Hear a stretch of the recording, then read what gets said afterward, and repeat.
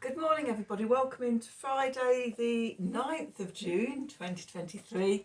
I am Spirit of Life Alchemy and this is your morning message tarot reading. So we have some astrology for today.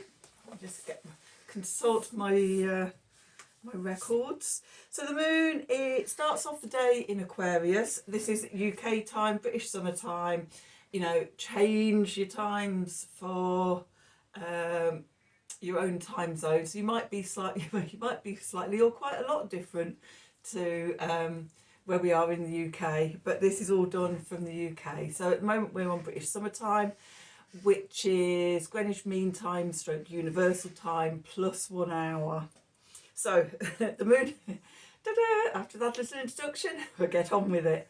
So the moon starts off in Aquarius today. It's going to form a square to Mercury, who's at the end of Taurus, and then the moon is going to move into Pisces, going to form a sextile to Jupiter and a conjunction to Saturn. Also we have Mercury, so Jupiter is also in Taurus, yep, and Saturn is in Pisces. You wouldn't think I did this every day and, you know, stare at astrology sort of information endlessly during my days and things. You'd think I'd never come here. My brain just sometimes just can't see for looking. So anyway, yeah, the moon starts off in Aquarius, squares Mercury at the end of Taurus, moves into Pisces and then forms a sextile to Jupiter in Taurus and a conjunction to Saturn in Pisces. Also today we have Mercury in Taurus forming a sextile to Neptune in Pisces. So the message I was getting for this was, don't overthink things.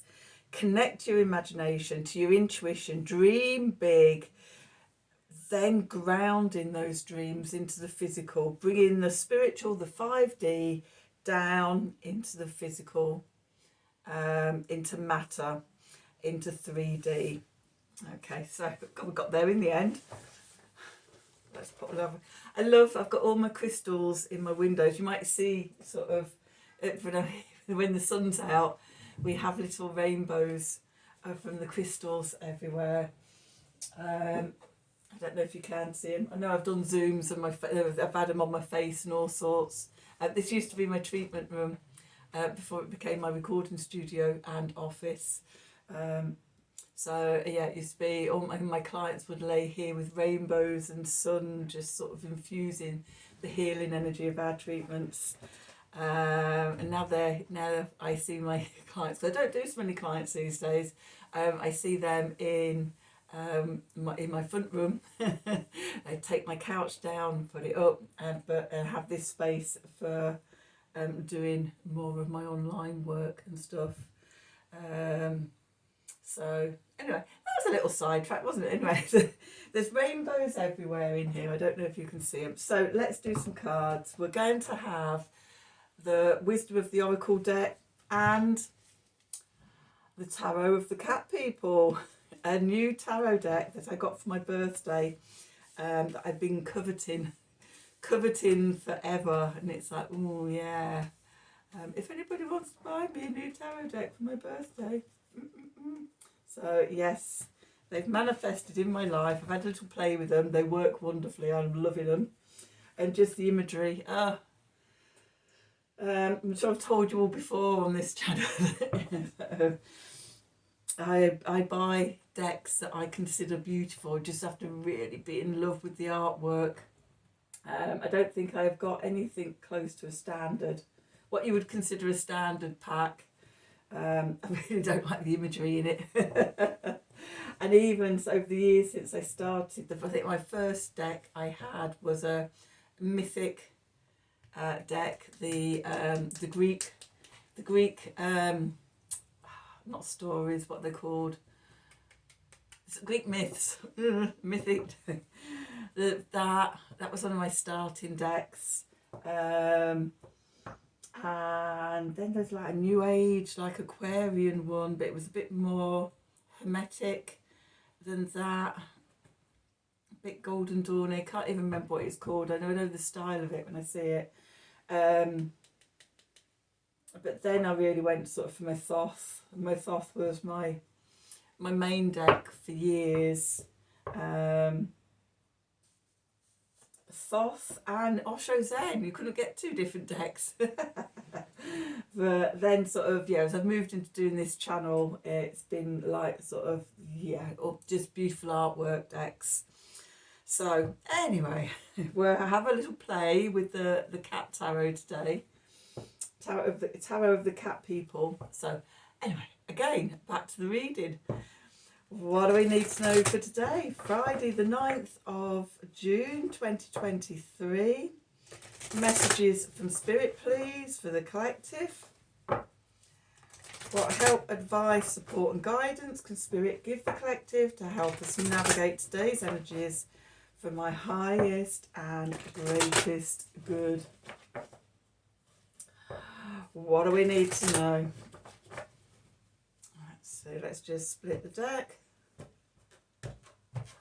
Okay, what have we got on the bottom? A never-ending story going round and round. Yeah, there's never an. I'm sure I've said this before. That sort of my views on life is that it is a never-ending story, made up of different chapters, and each chapter has a beginning, middle and an end, and we have sort of brief times of reaching ends of chapters and then more or less straight away we've turned the page and we've gone straight into the next chapter.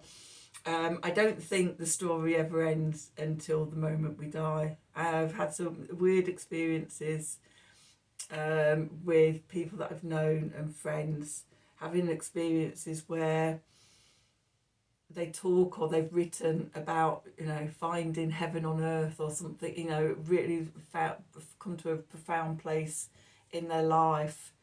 And then there's been freak accidents and things and they're gone. And it's sort of given me the perspective that, well, what they say about, you know, it's the destination is important. It's about the journey. And having been a healer for over half my life, nearly half my life, and on the mystical paths for well over half my life, I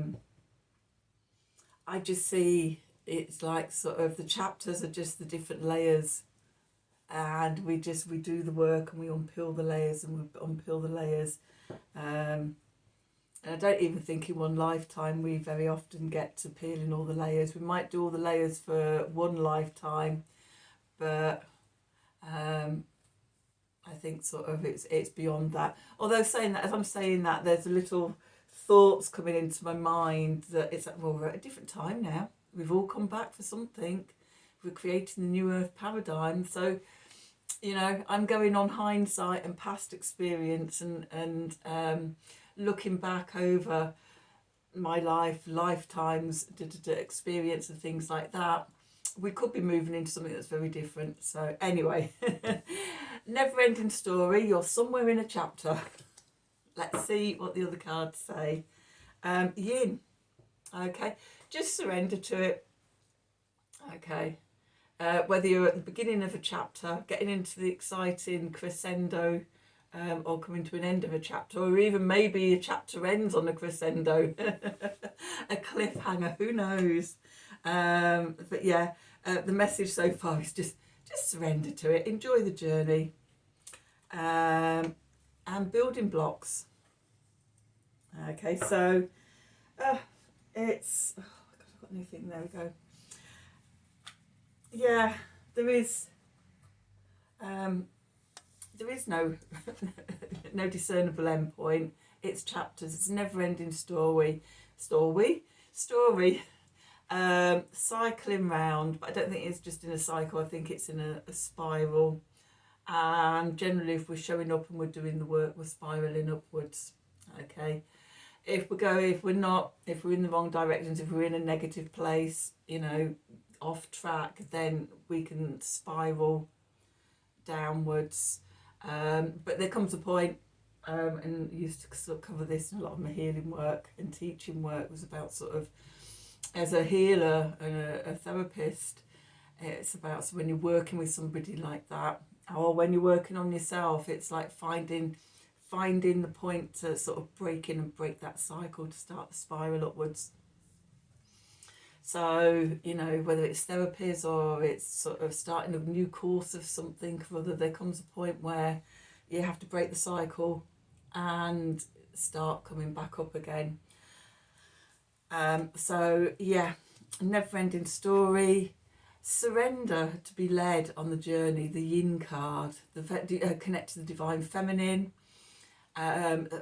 Self-love as well. We've got the big sort of chalice or bowl here for holding the water. I've heard this card be related to the Ace of Cups, which is that for self-love and filling your own cup up. Okay, for the journey. And it's building blocks. We're just building each piece of ourselves at a time. It's not really a task for multitasking. I was talking, was it yesterday or the day before, about the pieces of the puzzle? Pieces of the puzzle, building blocks, you know, la-di-da-di-da. It's all the same. And I don't know, let's have another little anecdote and story. So the cosmic jokes, or the paradox of life, one of the paradoxes of magical life.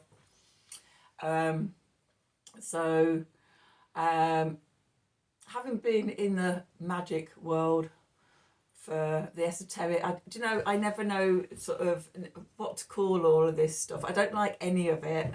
I don't consider myself in any little box a Wiccan or a witch or an occultist or an esoteric, or the closest I've got is freestyle experimental shaman because I've got all the healing arts as well. But even that I go sometimes it doesn't sit comfortably with me. It's like, just me doing me. But anyway, back to the story. One of the cosmic jokes is, sort of people that can come into this field and say, oh my God, yes, I'm going to be all powerful magician, I'm just going to be able to do this and and manifest everything and have control over everything. And sort of in doing the work, sort of you often stumble upon the truth that sort of when you see the sword of truth, and you see the truth, that love is everything. That sort of, all that stuff that you thought you were getting into magic for actually falls away because you become, what's the word I'm looking for? You surrender to the truth, and the truth is love. Okay, so sort of instead of it's love is the whole of the law, love under will, Crowley's words, that sort of everything is within this love energy, and your will is to go with that as well. And sort of it's like just a surrender to the truth. That's how I see it. And it just makes me laugh that people do this, myself included. I thought, well, no, there is I found myself in coming to magic, paganism, Wicca, all of it quite accidentally, through a book.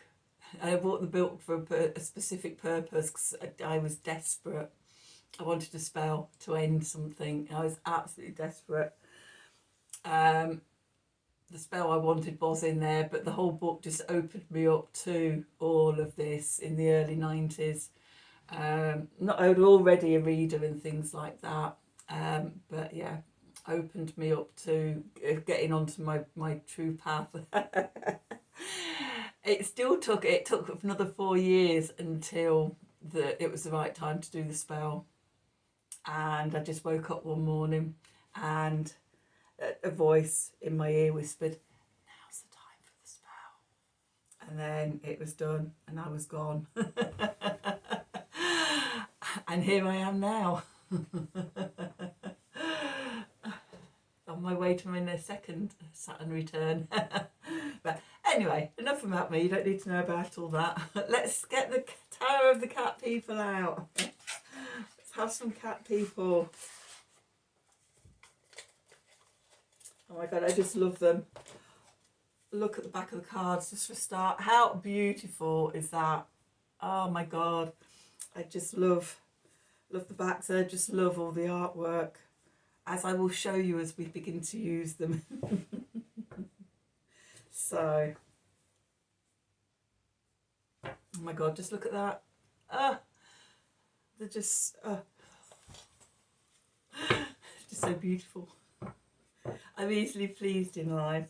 So what do we need to know for today? Friday the 9th of June 2023. Messages from Spirit for the collective. What help, advice, support and guidance can Spirit give the collective to help us navigate today's energies for our highest and greatest good?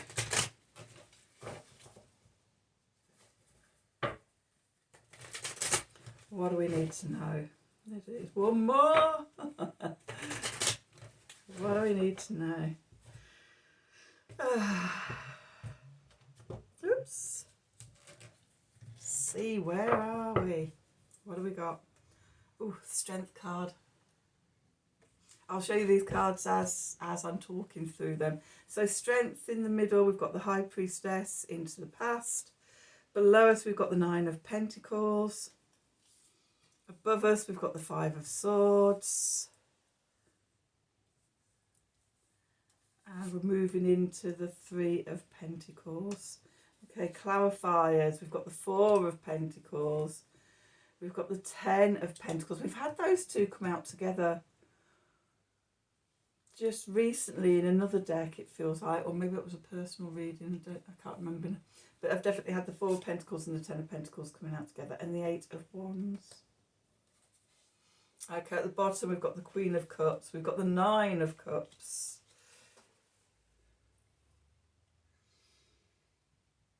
We've got the Seven of Swords, and we've got the Two of Cups and the King of Wands. Okay, that feels about right.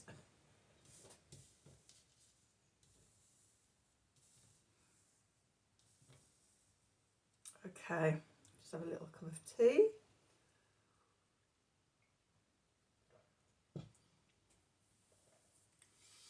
Okay, so where we find ourselves, we've got the nine of this 11 Strength card.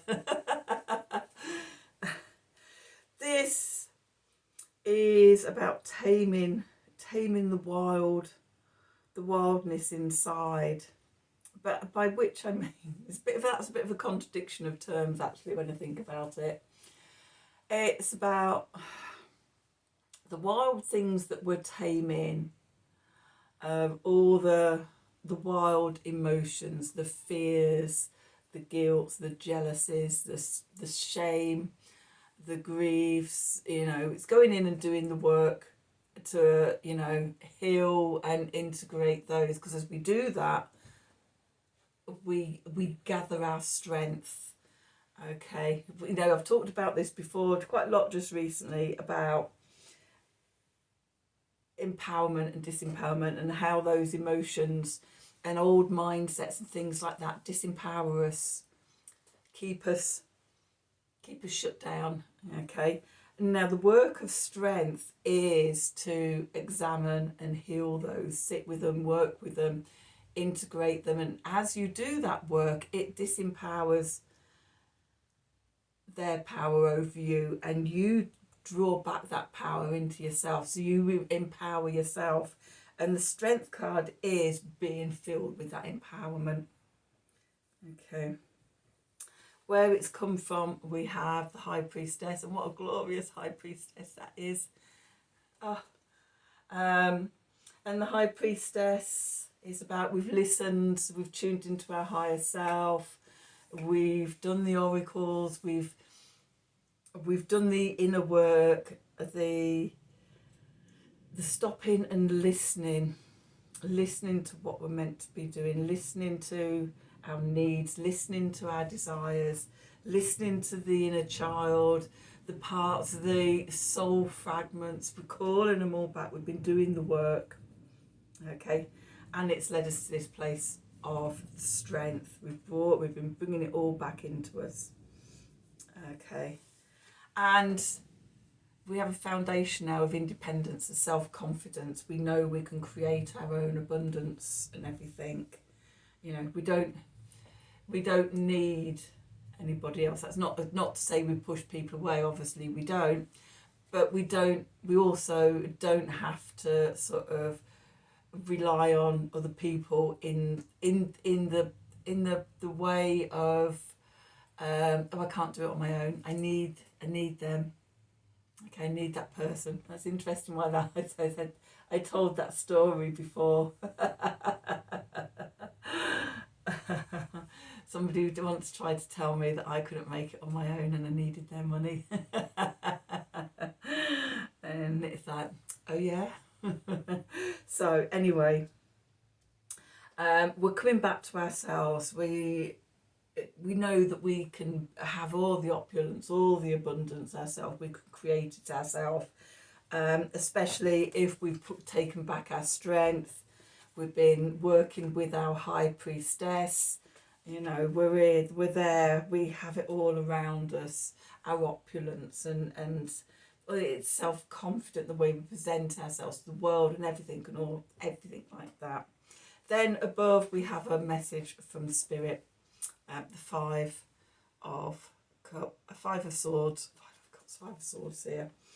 Okay, and the Five of Swords for me is about not self-sabotaging.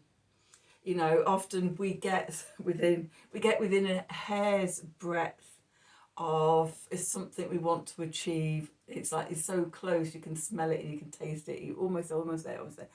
And then sort of you unconsciously do something that sabotages it all.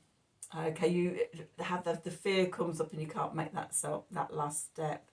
It's a bit too overwhelming, so you go out with friends for a drink, and next thing you know, it's 3 days later and you're face down in a gutter somewhere. It takes you a week to recover. And you're back and you've missed the opportunity. So that's hopefully an extreme case. But you know what I mean. That sort of the ways we trip ourselves up and self-sabotage. Maybe doubt comes in at the last moment and it's like, I don't know what I'm doing, I don't know enough. But you know, whatever it is, there's numerous ways that we can self-sabotage. And I'm sure we can even come up with even new ones that we've never even thought of before. But, you know, the message is be careful. There's a risk you could self-sabotage yourself. Okay, so one of the keys to that is one, we've got the Three of Pentacles here. So I have several meanings for the Three of Pentacles. The first one is about sort of getting mind, body and spirit in balance, or soul, psyche and body, you know, however you see it, but be those three parts of you connected to it together and working in unison. Okay, so spirit or the soul is that golden essence that shines out from it, from who we truly are, you know, going back to the soul world and everything. The psyche is the mind aspect, and that is where we can hold some of the shadows. Okay. You can see where I'm going here. And then the body obviously is the body and physical symptoms and things like that. So Yeah, the psyche is really where a lot of the self-sabotaging behaviours are in shadows. Okay. Soul stuff, when we're not connecting to the soul fatigue symptoms and being overwhelmed and drained by um, circumstances and life. And then the body is obviously the body symptoms that you may experience, aches and pains and stuff. Um, and often any of those can come up when you're in the healing phase of something. Okay. I see it and I sense it as when you're doing the work and things are unwinding and unraveling. Okay, because when we're holding on to stuff, when we're holding on to trauma, when we're caught up and we're out of this balance, the three sides are not in balance, we're holding on tight. Okay, we're either physically holding on tight, we've got muscular aches and pains and things, clamping, digestive problems are notoriously associated with sort of, that tightening up within of anxieties and stresses and things like that. Also, shock. I found that sort of shock is often held in the abdomen. But again, it's a holding on. And so sort of in healing, what excuse me, I had grated radish and beetroot as part of my lunch today. I think I've got a piece of a stray piece of grated something or other in my throat. Anyway, where was I? Oh yeah, part of the healing is the unwinding and the unraveling and to releasing trauma out of the muscles and releasing emotional trauma, unwinding all that tightness in the body. Okay, and we have to unwind all of that in the healing journey, but it can be quite uncomfortable, especially as sort of a lot of that can mimic like physical symptoms. Now, I'd never tell anybody not to go to the doctors or anything like that, but so I've seeing more and more about where physical symptoms, and it's how I've worked sort of as a therapist all my life, for all my adult life. Obviously, as a child, I wasn't there, but when I work with clients, looking at sort of how the physical symptoms that the body is showing are demonstrated an emotional or a psychological or a spiritual wound, or tightness or trauma or whatever, and actually, and doing the work of healing that can be quite uncomfortable.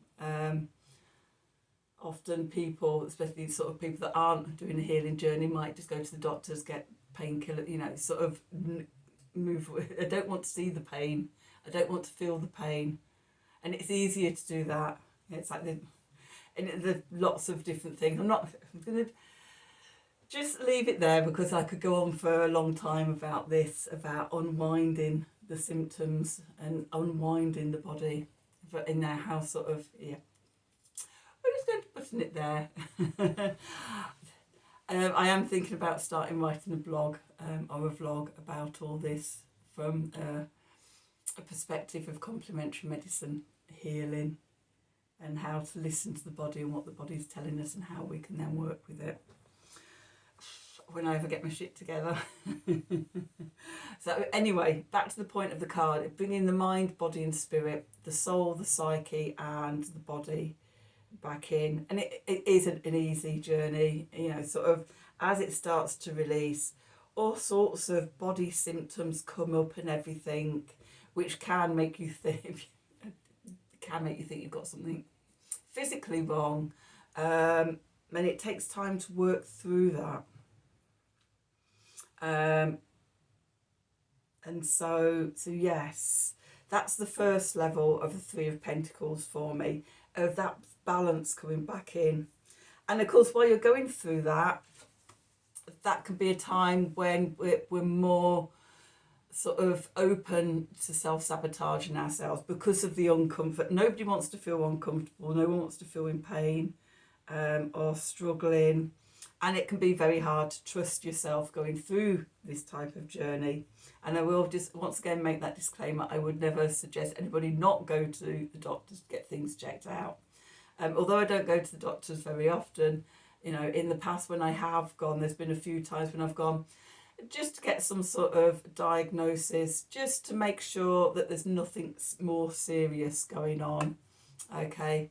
But even if it's something like, you need antibiotics or something like that, then I'll come home and I will treat myself with aromatic medicine and stuff, because I'm trained in that. I know how to treat myself with that. But yeah, sometimes if something's been going on a bit too long and it's like, I'll just go and get that checked out just to make sure, and then I'll come back and work further on myself. And likewise with clients, if it's anything undiagnosed or anything sort of, the sort of hasn't been acknowledged by a medical professional, then I direct my clients to go and get things checked out and to make sure there's no underlying things going on. Especially because with the therapies I do, you often do pick up on stuff, but we're not allowed to diagnose. So it's like, okay, just go and get that checked out. Come back when everything's okay. As a responsible, legally bound therapist would do. Oh my God, we're getting some right distractions here, aren't we? Anyway, back to the point. So yeah, first is mind, body, and spirit in balance. The second is about collaborations and working with others, strength in numbers and things like that. And then the third, which especially in the Wader White, the Rider Waite deck, when you've got the stonemason, okay, the people around and everything, and you can look at it sort of, asking the stonemason what he's doing. Oh, I'm just squaring off this chunk of stone, or yeah, I'm just carving this to create this beautiful temple. And it's like, are you creating sort of that temple of self-mastery of yourself? So a number of ways you can read it, and for each you it might be different. What I'm liking about this is the juggling cat. Balancing on one pentacle and juggling the two others. So yeah, there's a talent in itself. Anyway, Three of Pentacles, self-mastery, and that self-mastery can be having mind, body and spirit in balance and working together, rather than pulling against each other and being all out of sorts. Okay, so the clarifiers, we've got the Four of Pentacles here. Okay, we've got somebody holding on very tight to their pentacles.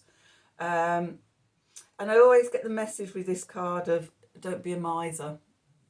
Don't hold on to everything so tight. But do hold on to your values. This is just something that's up in this. We've got this larger pentacle that is just reminds me of a golden sun, the soul gold. So yeah, just, it's that balance between sort of unwinding and releasing what is no longer needed, to holding on to that is of value. And that's aspects of yourself as well, especially down here, nine of Pentacles. Then we've got the 10 of Pentacles here. More wonderful cats and things. And yeah, the gold, she's in the gold now. She was holding on to the gold, maybe keeping it a bit too tight, but once it's sort of opened and released and allowed to flow, all that abundance, all that the gold comes to you. Okay, if you let it out and it comes back and you get into that flow and that cycle with the universe. And yeah, the abundance and the security and certainty and comfort and everything comes back. Whereas if you're just holding on to it so tight that it can't do anything, it can't go flow out and return threefold or tenfold or whatever. You're just holding on tight to it. Okay, so let it go. Okay, and this change can happen really quick. We've got the 8 of Wands here. So things transform really quickly. And yeah, swiftness, messages coming in really quickly. Change happens really quickly. Sometimes it can happen instantaneously. Poof. Okay, so that's a story out there. I'm just, oh God, God knows how long I've been rambling this morning. Anyway, we're to the underneath cards. What's going on in the subconscious? So we have the Queen of Cups. Again, the Queen of Cups is a bit similar to the High Priestess in that she's the oracle. She uses her intuition. She receives messages. She's not afraid to dive beneath the surface to bring up the treasure and everything. The queens, for me, I say all the time, they're the fixed signs of the element. So fixed water is Scorpio, and the Queen of Cups isn't afraid of diving into below the surface of the water in the chalice, or down into the emotional depths or whatever. She's an expert at being in the emotions, in the intuition, trusting that, and also bringing up the treasure from beneath the surface. Next up, we've got another 9. We have the 9 of Cups. Okay, the 9 of Cups, the emotional wish card, making our dreams come true, setting the intentions. You know, it's almost like, he almost looks like he's casting a spell and putting the intentions and things into the cup, okay, to magic sort of the intention. Then we have the 7 of Swords. And just recently I've been seeing this as the sword of truth. And not deceiving yourself. Again, because we've got the 5 of Swords as well. The self-sabotage. Don't self-sabotage. Don't deceive yourself. Look full on into the sword of truth and see your reflection. And that brings us to the 2 of Cups here. Okay, for me, this is balancing the divine masculine, the divine feminine energies within us. Unification, you know, to do anything for that completion, for that abundance and everything coming in. We need to be balancing both sides, the yin and the yang, the masculine and the feminine within us. And that's the magic elixir.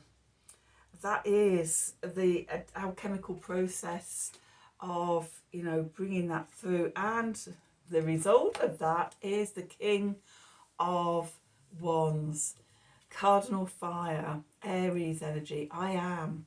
And just, it's that coming back to yourself, that sense of knowing.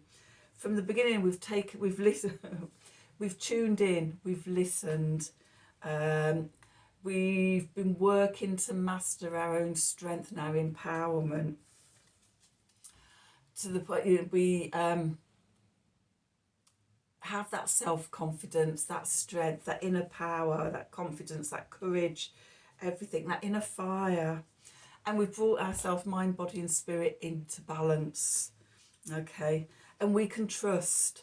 We don't have to hold on. We can let it go, knowing that it's going to manifest bigger and better and come back to us, you know, tenfold. And when we do that, it can happen really quickly. And just trust in the process and everything, seeing the truth. We come back to ourselves, we come back to I am the leader of me, I am the pioneer, I am all that I am whole and complete. And you can be whole and complete even with sort of, you know, bits of shadow here and there and stuff. And, you know, as I say, it is a never-ending journey. There's no there's no point where we are just all blazing white energy. because we wouldn't be in balance then, would we? There's always the dark and the light, but it's how to be a master of the dark and the light within you, and to bring them together, integrated, so that you're whole and complete. I heard a really good quote yesterday. Carl Jung, I think it was. I would rather be complete than be good. So, you know, it is embracing that dark side of us as well, and knowing that we're a never-ending story.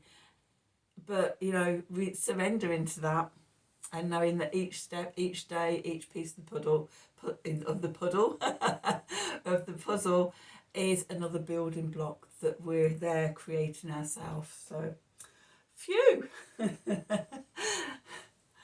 That's your reading for today. I hope you enjoyed it. I hope I didn't babble on too much. We've got a bit of verbal diarrhea at the moment. I don't know where that's coming from. Maybe it's getting to the time when I should actually be doing those podcasts and vlogs and things like that, and find an avenue for all this talking. But, you know, if it's meant to be, you know, help me manifest it. Okay, so anyway, please do like, share and subscribe to the channel. Click on the wiggly bell for notifications when I'm releasing readings. If you'd like a personal reading from me, then please email me at the email address below this video in the descriptions box. Have a wonderful day, and until tomorrow, thank you for watching.